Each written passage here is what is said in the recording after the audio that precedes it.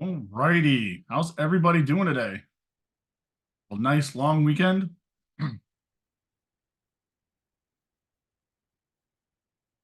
Anything fun?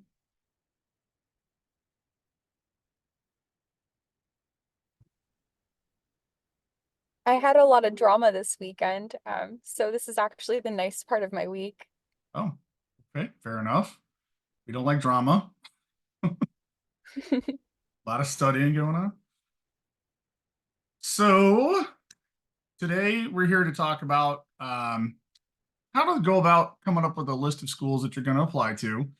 Um, Let me get sort of a feel for the room right now.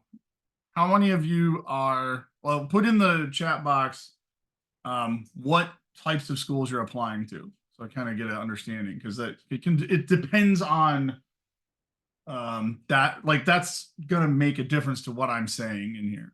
So looks like we got a huge smattering, so gonna make it hard on me, huh? We got dental, nursing, MD, DO, ABSN, PA, MD, and PA. You're gonna apply to both those. That's a brave soul.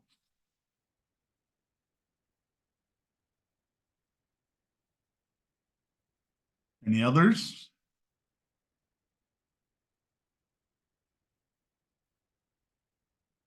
All right. So why I asked that is it's going to be different, a little bit different for what you're going to be looking at for school list, just depending on that alone. The other factor is, where are you all residents? Like, do we have any non-California residents in the house?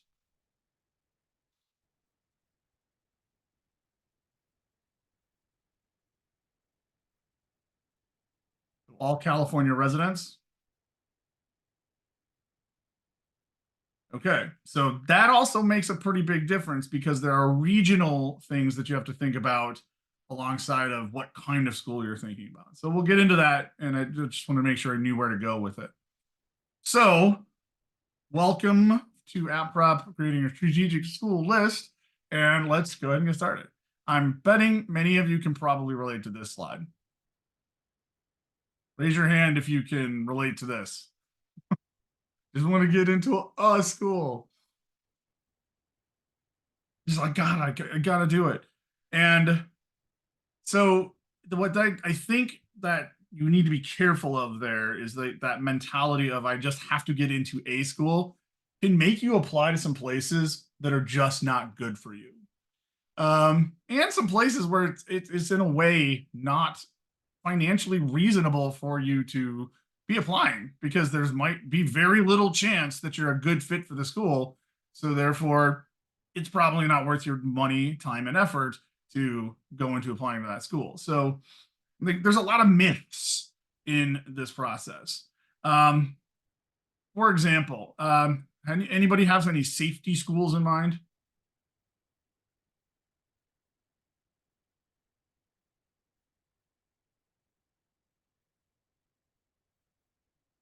What is a safety school?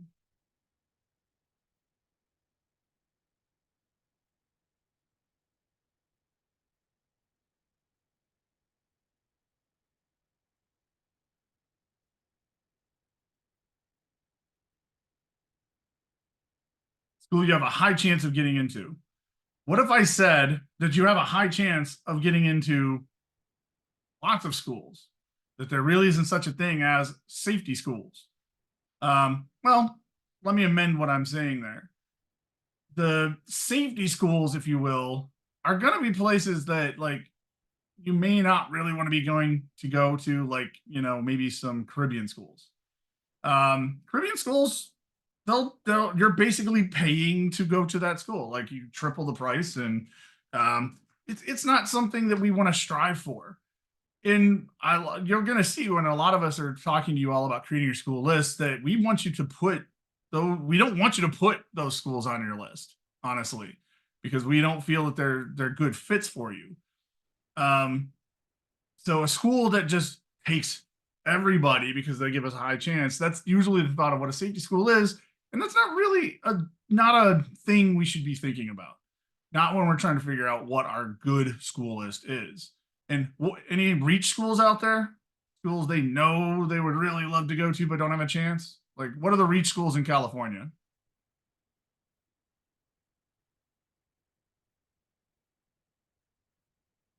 USC, UCLA, UC Davis nursing program, Stanford. So far, you've not told me any schools I would consider reach schools, because a reach school is one of those that like isn't knowingly filtering people out because of stats, basically. And UCLA, USC, UCLA, UC Davis Nursing, Stanford, they don't filter that much. Like their threshold for filtering is very low. Like for my pre-meds in the room, like this will make some sense. If you have a 508, you can get into UCLA. In fact, I've got a couple students right now I'm working with. They have a 500 and they just got a Davis interview on their MCAT. They just got a Davis interview with a 500 MCAT. Mind's blown. As I hopefully a bunch of your minds are blown. Stanford regularly takes people with 503 MCATs. So this idea of reach schools and this idea of safety schools, it's not a very good idea. I know you see a lot of it out there on the internet. You hear a lot about like, oh, you got to have your safety schools, you got to have your reach schools. What I feel like the reach schools are going to be is for like, if I'm talking med schools, we're talking Harvard, we're talking Johns Hopkins, we're talking Washington University in St. Louis, like the top 10 med schools in the country. Outside of that, there are no reach schools. Everything's a good school to apply to within your parameters. Like, we have to define what those parameters are. So what I want you to kind of do right now is wash your mind to get rid of the whole idea of the reach schools and the safety schools idea. There's other things you need to be looking at. And a lot of it's this, what the metrics are. When you're looking at different schools, whatever they may be, looking at dental schools, med schools, vet schools, whatever, you're often going to be what's often going to be put in front of you are averages. You do not need to have the average GPA, the average MCAT, the average DAT, the average OAT, the average GRE, whatever, to be competitive for that school. You just need to have over their threshold. So what I would suggest to look for, if it's available, and this becomes part of the issue, is schools will often post averages, but not always the 10th percentiles. Like, if you're above their bottom 10th percentile, you're not being filtered out. They're going to look at your application, and then once you're past the metrics part of it, you're going on. You're writing a really strong application. You come to HPA, you get us to help you with your personal statement. You get us to help with your experiences. We help you with your interview prep, all these other things. And once you have a really strong app, that's what's going to get you in. People with really high stats still might not get in. So just because you got great stats doesn't mean you got a great application. So that's why we don't believe really in this idea of reach and safety schools, because it's really a fuzzy, nebulous concept. And I think it's out there because it's been propagated for so darn long on those terrible, terrible places on the internet. Like, how many people are guilty of this? Reddit, MCAT subreddit, the pre-dent subreddit, people looking at that website. Yeah. Delete that app from your phone. Delete it. Get rid of it. There's a lot of bad, toxic things there on those websites. Student Doctor Network, same thing. A lot of toxic information out there. So try to block out some of those things. Try to focus in on good information. Because at the end of the day, you're not your GPA. You're not your test score. If you need a test, for some of y'all, you don't actually need a test. There's like I said, once you get through the threshold, jump over that barrier to entry. The rest of it's all in how you put yourself together in front of them. It's how you're selling yourself to the school. But even then, right now, as you're building your school list, I don't want you to sell yourself. In fact, I want you to do something else. Talk about that. So at the end of the day, when you're choosing schools to go on your school list, what you really need to be doing is making sure that what they offer fits with who you are. And notice what I'm saying here. What they offer versus who you are. Not what they are or who they are, what they offer. I want you to look at this as like you need that school to sell themselves to you. You need to make it so like they put all the pretty things in front of you and say, hey, you want to kick the tires on this, or you want to come to our school because of this and this and this. I want you to treat it this way. They're recruiting you.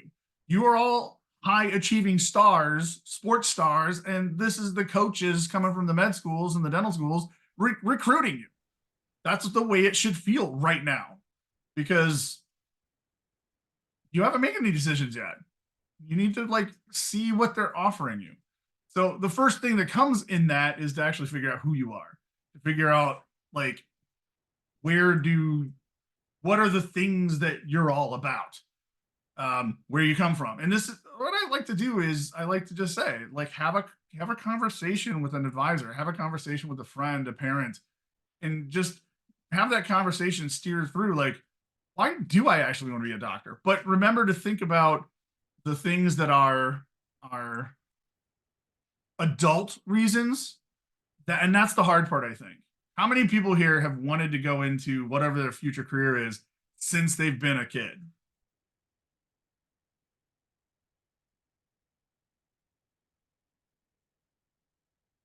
Like that's traditionally the thing we hear, and it's like it's been with you for so long that you may not actually know what your adult reasoning is versus your kid reasoning is for going into this future career.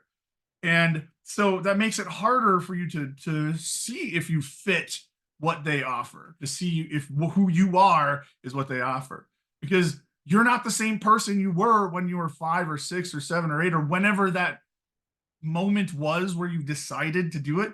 You're a different person now that you're 21 or 20 or 19 or heck 25. I don't know how everybody is how old everybody is out there. So you've got to spend some time unpacking that and figuring out, why do I really want to do this? Because it's going to be expensive. It's going to take a long time. It's going to be, scary. And then you're going to have student loans. And this is a scary, scary thing. What is making you do this? I never wanted to be a doctor. I never wanted to do this. And you're all so brave for wanting to do this. So where's that bravery coming from? That's what I want you to ask yourself. That's what I want you to figure out. You as an adult, why you're still doing this really, to me, very scary thing. To you, it's not so scary. You want to do it. Then learn about what they offer. And we're going to talk about each of these like sort of independently of like, how do you do these things? But look at what they offer you and does it fit? And at the end of the day, what you're going to do is you're going to tell them how you bring value to what they offer based on who you are and what you've done. So this is the sort of the pathway to your school list and a pathway to admissions. So I want you to make them sell to you, make them bring all the shiny bells and whistles and make it so like they're telling you why I want to go there. And be careful of shiny things, I suppose. It's very well known that a school reputation is often based on things that you may not realize.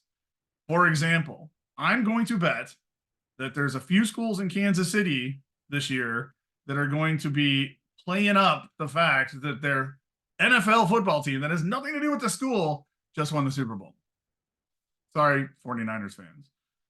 I didn't want the 49ers to win either. They beat my Lions. It was a traumatic time. It was a weird game too. but make them like, make sure you're not letting that shiny stuff go in like say, hey, we're a better school because some team in my neighborhood did really well. A lot of schools bank on their sports teams to do that for them, to make them look really good. So you got to look past that and just look at the real things, kick the tires, so to speak. Now, how do we do this? When you're trying to figure out who you are, take an accounting of your experiences. Like sit down and something that you can all do right now that I think is a very valuable thing to do right now is like every day, if like, especially if your application process is coming up in this coming year, every day for like the next 2 weeks, just sit down at the computer or with a pen and paper, whatever your favorite way of writing is, and think about one experience that you've had in your life, and then just brain dump. Get all this information out on the page so you can see what that experience actually meant to you. And do that every day for like 2 weeks, 3 weeks, however long it takes you to do that. And you're also doing a nice secondary thing for yourself and giving yourself lots of writing to use when it comes to writing your personal statement and your secondaries and all that stuff too, and your experiences. So it's a good way to get a lot of things going. But really what I want you to do this for is I want you to think of a moment. Think of a person that affected you. Think of a client that affected you. Think of that animal that affected you and made that experience meaningful. And then leave no experience unturned. Like everything counts. Does everybody here have a hobby? What are your all hobbies? What's your hobbies that you're going to put on your application?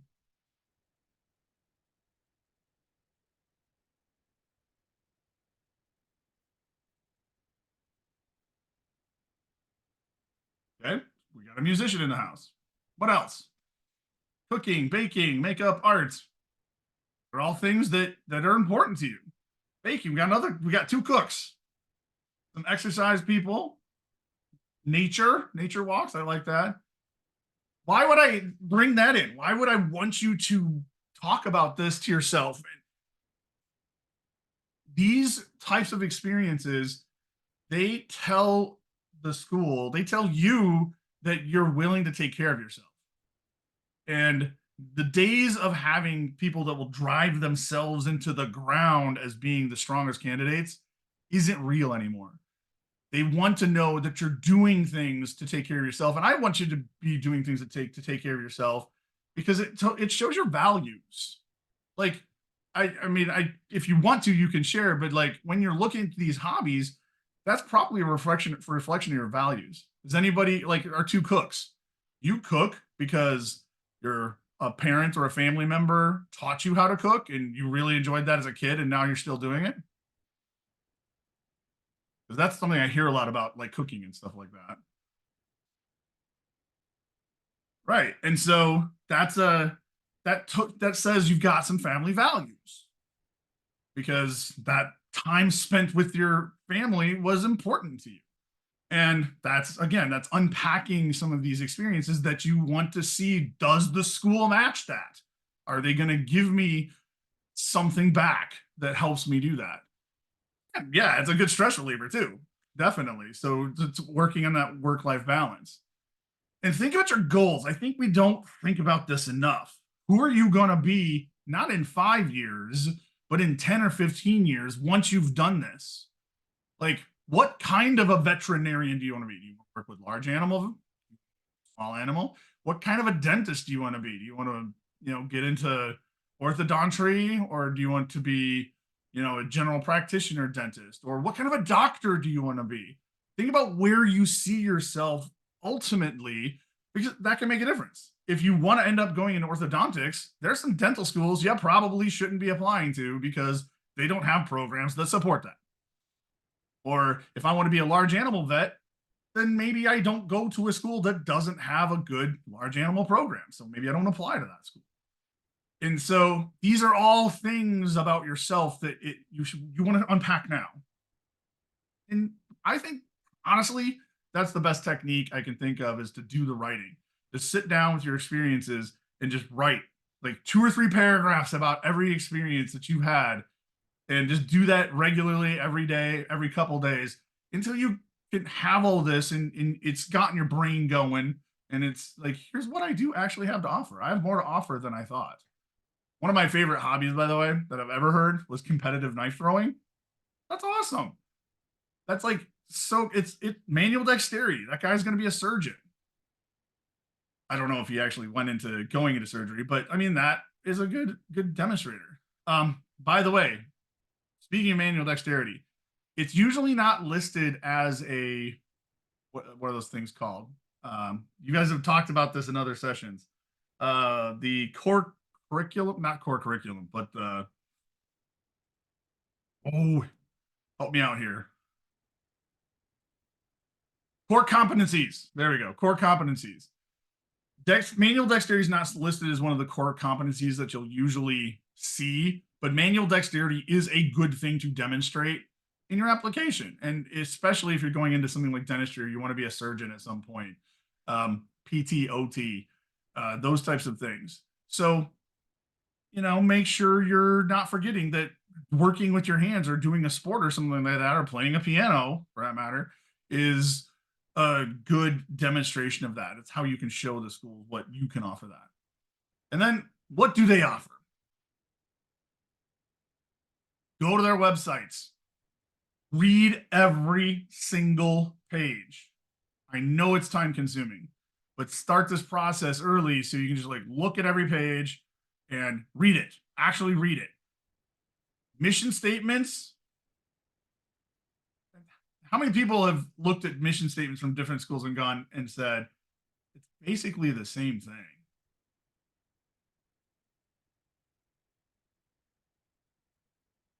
Right?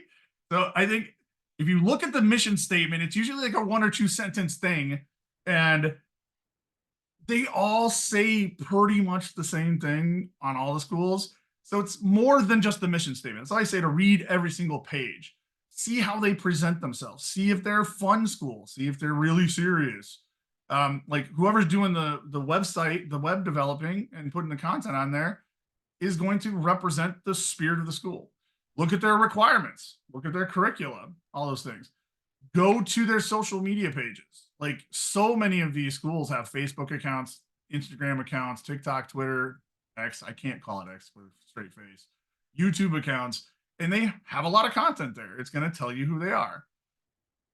Talk to people that you know go there, talk to the faculty, talk to recruiters. There's a lot of ways to do this. There's a big one coming in October if you're not applying. Well, even if you are applying this cycle, what do we do in October that we really want you to come to? Actually, this year it's the first weekend in November.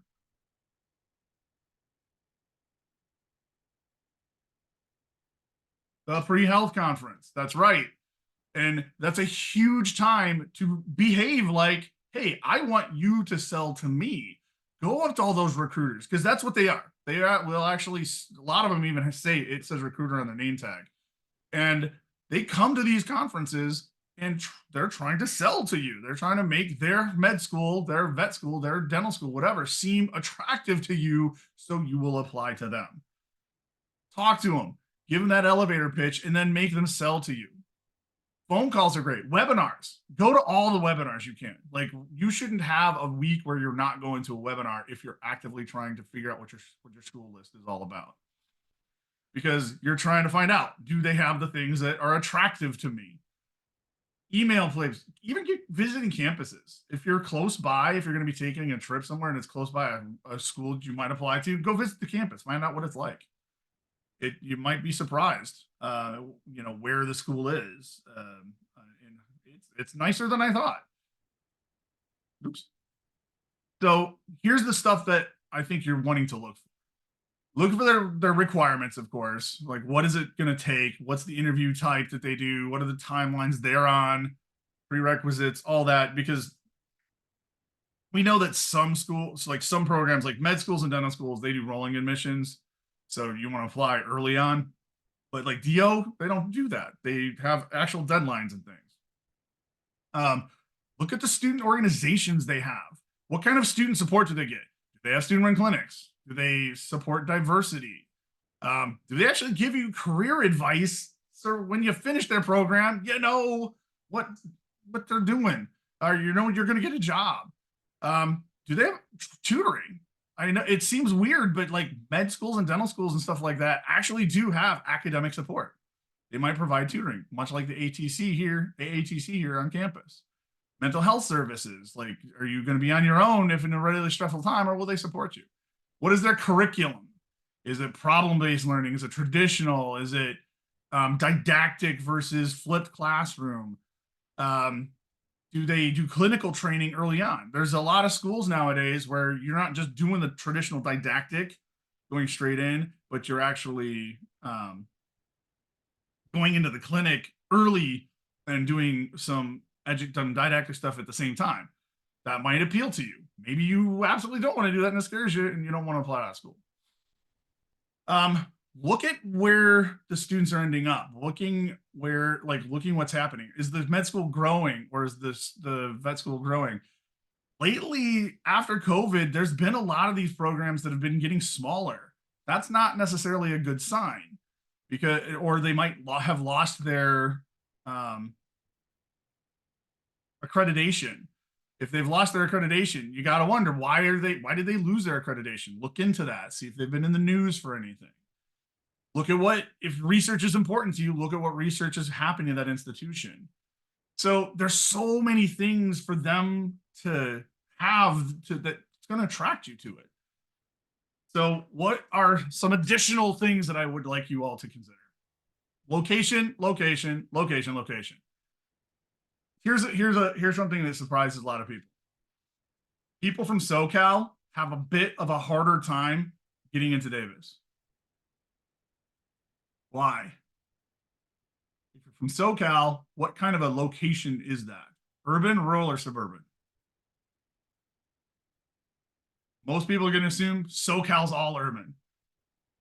And regardless of the fact that Sacramento is, in my opinion, urban, UC Davis fancies themselves a rural school because of who they serve. They serve Central and Northern California. And so that's a mismatch. That's not something that matches up as well. I'm not saying don't apply to Davis. In fact, I would actually encourage everybody to apply to every school in California they can. But when it comes to like schools outside the state, if you've got a pretty big mismatch, you're from an urban area and you are applying to rural schools, it may not be a good match for you.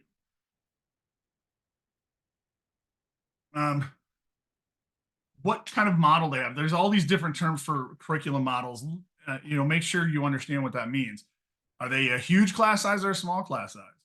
Some med schools have like 300-person class sizes. Some have 50. So if you want a more cozy environment, you probably don't want to go to that school that has 300 people. When does that clinical experience happen? Do the people that do their boards pass? That go to the school, do they pass their boards? What are all the opportunities you have in that environment? And this is a very different list than I think a lot of people look at, because up to this point, I'm betting many of you have probably really just focused on reputation, GPA averages, and test score averages. Does that sound about right? Maybe one other thing, I don't want to go where it snows. But I'm sorry, some of you are going to end up where it snows. It's okay. There's some really good schools and places where it snows. So it's okay that happens. Now, a good question is, how do you do this research? How do you find a lot of this information? Most of the different degree paths have their own database on this. Some are more complete than others. I tried to summarize some of them here. So if you're looking for MD schools, you got MZAR, which is AMC's answer to the database. And so you can find a lot of this information right at MZAR. But it also, the nice thing is it puts all their contact information, their website, their socials, and it puts them right in one place for you. It's probably, well, it's not probably, it's one of the most complete databases out there. The other ones are not as complete. But DO schools, it's called Choose DO Explorer. It's housed on AACOM, the American Association of Colleges of Medicine site. For PA school, it's PAEA online. That one's actually a pretty complete one. ADEA Dental School Explorers is the dental schools. We got ASCO member schools and colleges. It's like one of the worst named ones for doctor of optometry. VIMSAR, which again, one of the more complete ones for vet school. FarmCast school directory. Again, they weren't being very creative naming that one. Is for PharmD. Nursing, unfortunately, is such a mess. I was trying to find some good central locations for nursing, but honestly, nursing is so just all over the place that you're pretty much going to have to go to the schools, like go to the schools' websites, and it's going to be a lot of digging. You're going to have to do a lot of manual web foo stuff just because of the way the information is just not available for nursing schools. Yeah, we have a lot of stuff on the California part of things. If you want to go outside of California, we don't have as much information for nursing. But yeah, our website's also like, not to put our website down.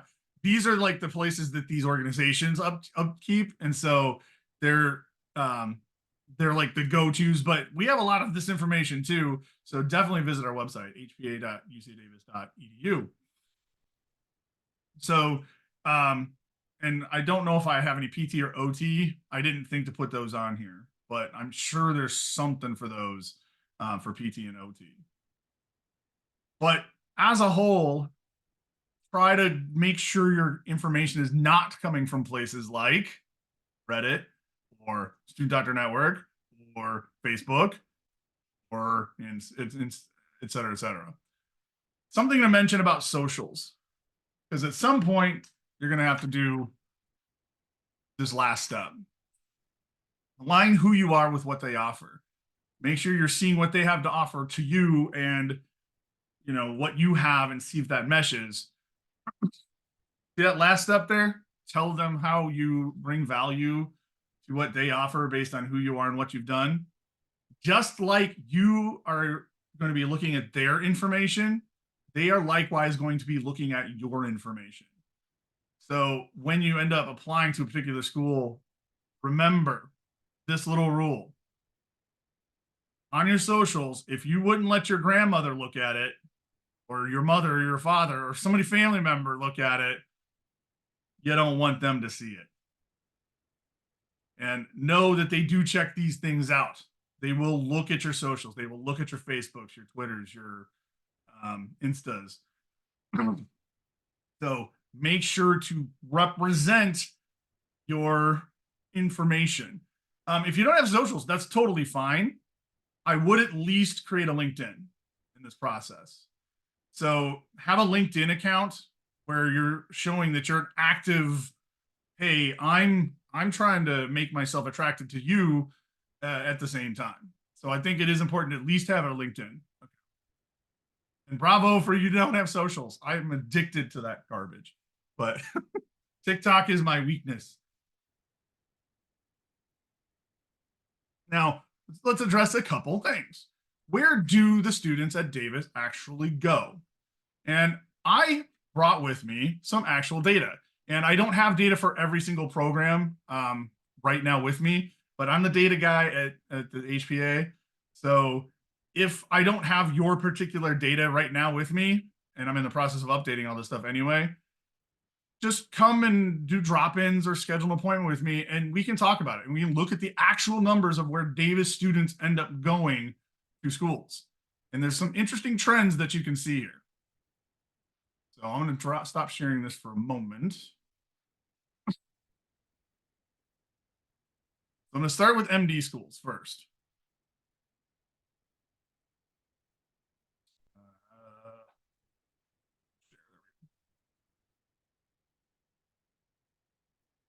So what you see here is over the last few years, I think this is 3 years of information, where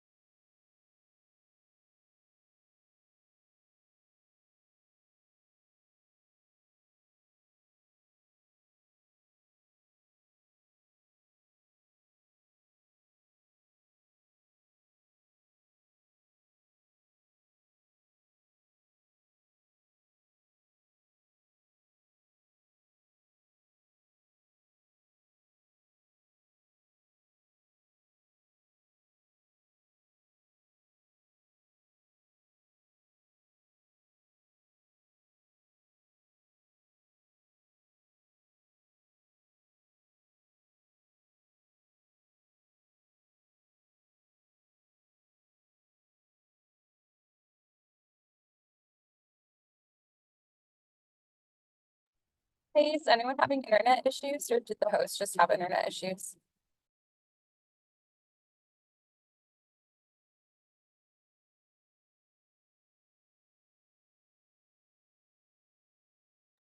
Thank you.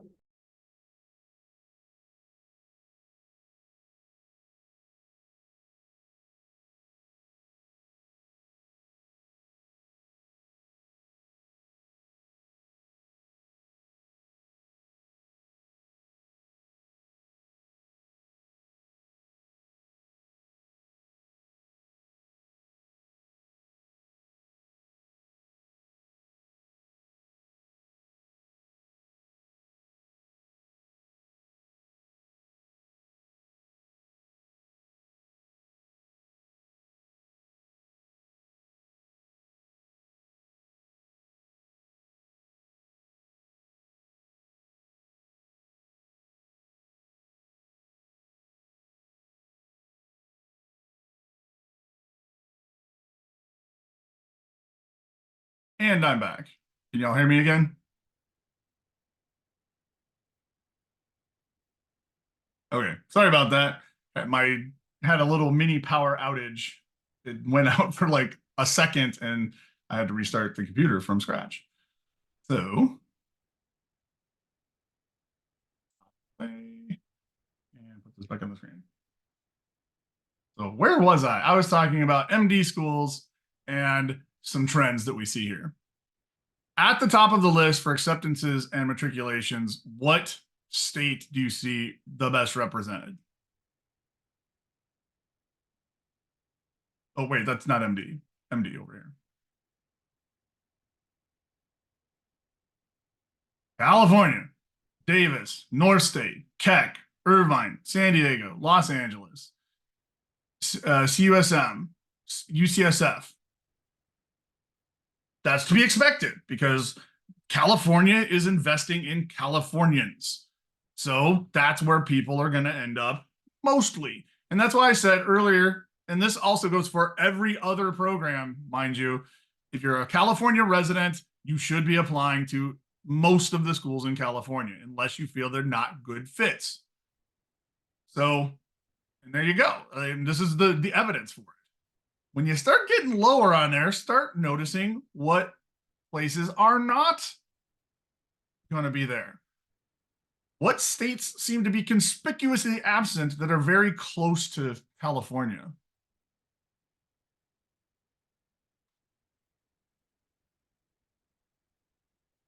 Oregon and Washington.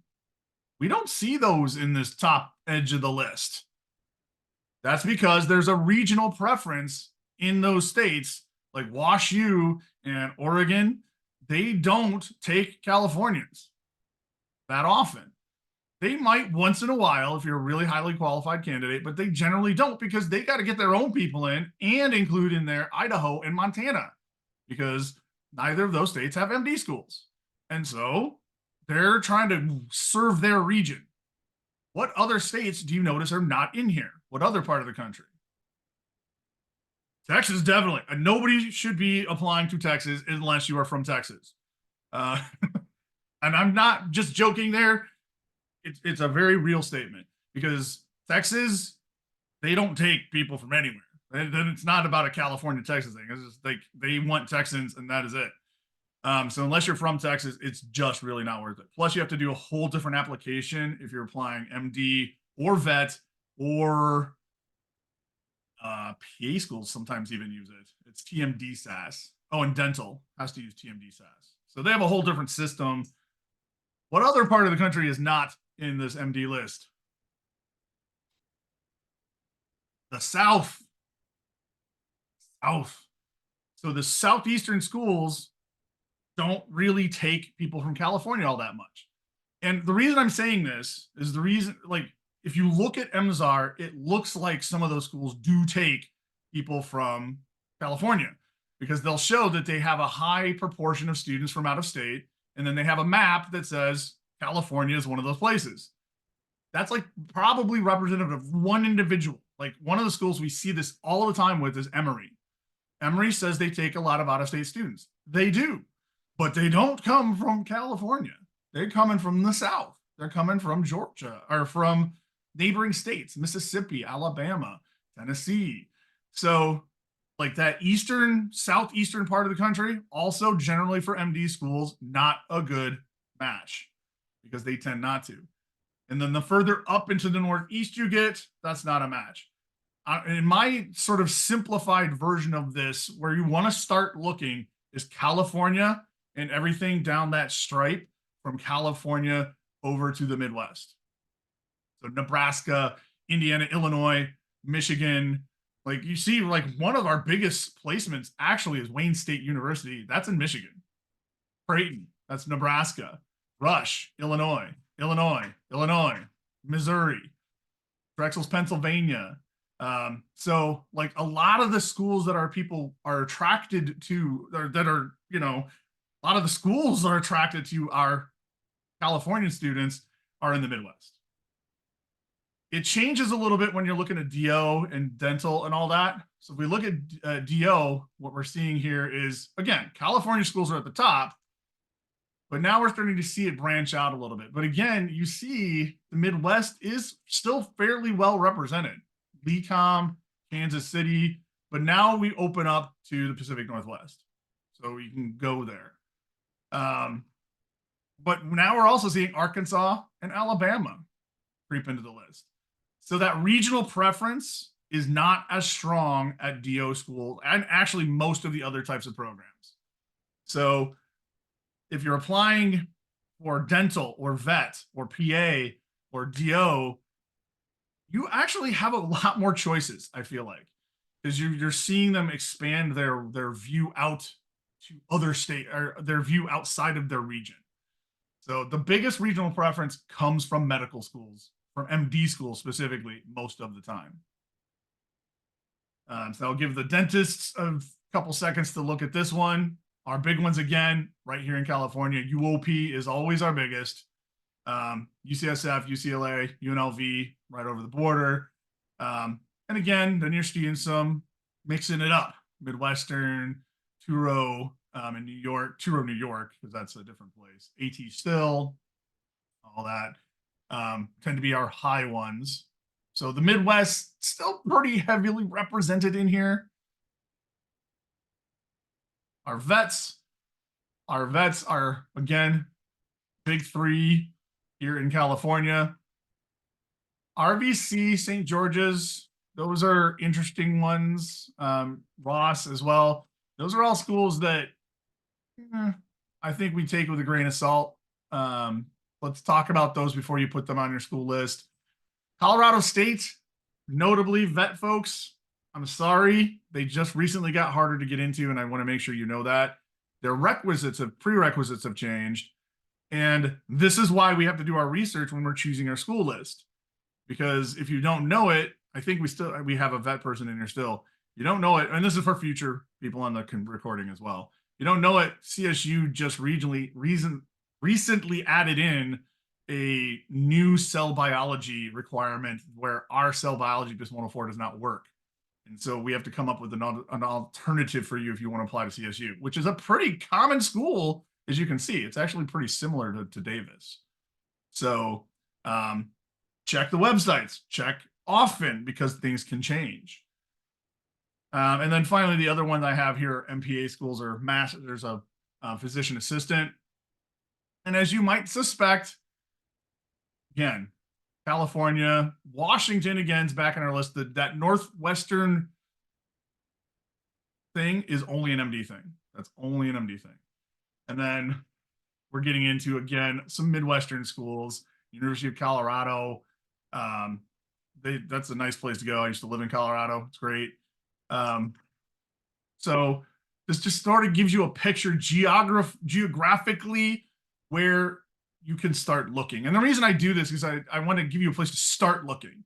Not saying don't look at any of these schools that are not in the top, because if you're highly qualified and you fit the school, you have a chance. Like, there are people from California in Emory. It's not impossible. It's just that person or those people fit that school better than you might. So when you're creating your school list, remember to, like, let's go back to what we were saying. Where's my PowerPoint? That also closed. Hold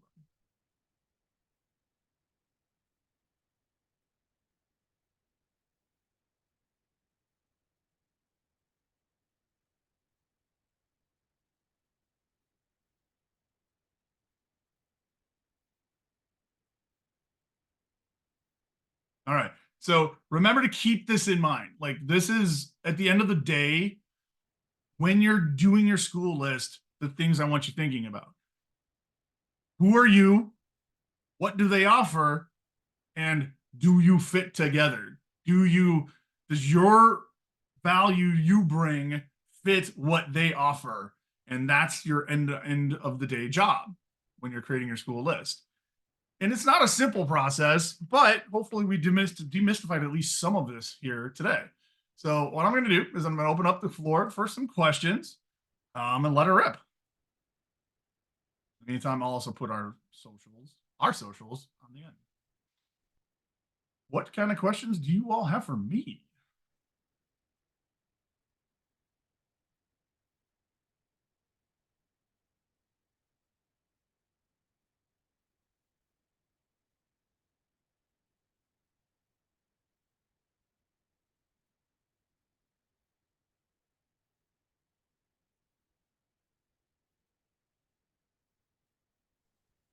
When is I'll take the audio one in a second. Why do you think UCD isn't at the top of the list for Davis students for PA?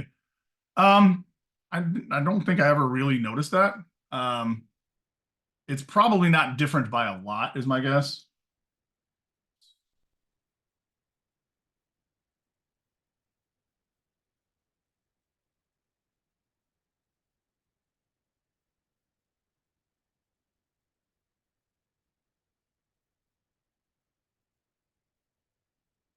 It is pretty different.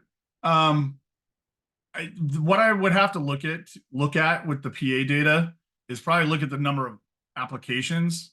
So one thing I'm actually updating all of this data with, so that like if you come to me with questions about it later on, I'm also going to add in applications because just because it's low, it might be because not that many people apply to Davis. Because University of the Pacific was at 133 acceptances. That probably is because they're getting way more applications to them from Davis students. So it's probably an artifact of that is like how many people are applying to that program. I don't find a lot of people end up wanting to apply to Davis's PA program. It's kind of strange. I know really people love the UOP PA program. What was the audio question? Who was asking that? Or is that the one that was just direct messaged to me? Because there was a direct message question that says, how relevant is our MCAT score to creating a school list? I don't think it's very relevant as long as it's in the mid 500s or higher. That's what I was saying. Like, look at their bottom 10th percentile rather than their average scores. Because as long as your score is above their bottom 10th percentile, you're good.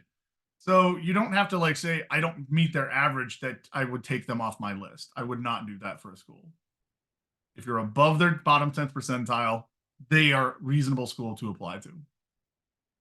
Same with GPA, treat them the same way. Same for any test score and GPA. The whole GPA, like if I have a lower GPA, my MCAT can make up for it, or vice versa, isn't really a thing. You want both of your GPA and your school list to be over their bottom 10th percentile in a sense. And once they're both at that point, then you can go from there. Now, I'm not saying you don't want to have higher stats. That would be great. But if you're above their threshold, then you're going to have a chance. Then it becomes fit. At that point, it's all about that fit we were talking about. Does it fit for you and that school? And I'll say it again. Don't base your fit on temperature.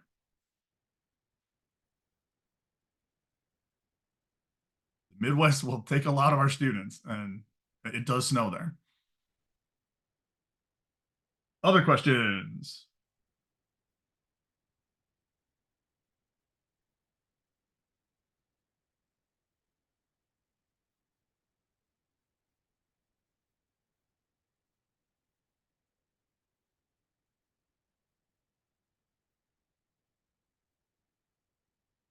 All righty. Well, it looks like there's no other questions right now. We can wrap it up. I'll respect your time that we end at 5. So thank you everybody for coming.